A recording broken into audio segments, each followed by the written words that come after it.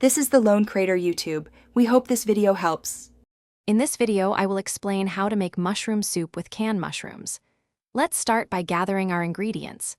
You'll need 2 cans of sliced mushrooms, 4 cups of chicken or vegetable broth, 1 cup of heavy cream, and some basic seasonings like salt and pepper. Also, have a medium-sized pot and a whisk on hand. This method is incredibly easy and yields a wonderfully creamy soup in under 30 minutes. Now, let's build some flavor. Begin by melting 2 tablespoons of butter in your pot over medium heat. Once melted, add about 1/2 cup of finely chopped onion and 2 cloves of minced garlic. Sauté these aromatics gently, stirring occasionally until the onions become soft and translucent. This usually takes around 5 minutes, and it creates a fantastic base for our soup. Next, it's time to add the stars of our soup. Thoroughly drain and rinse your 2 cans of mushrooms, then add them directly to the pot with the sautéed aromatics. Pour in 4 cups of your chosen broth, either chicken or vegetable.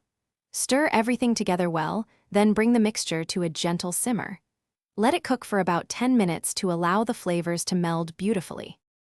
For that luxurious, creamy texture, stir in 1 cup of heavy cream. Season your soup with about 1/2 teaspoon of salt and 1/4 teaspoon of black pepper, or adjust to your taste. Gently heat the soup for another 2 to 3 minutes, ensuring it doesn't come to a full boil after adding the cream. Serve your delicious, easy mushroom soup warm and enjoy. Thanks for watching. Consider subscribing if we helped you.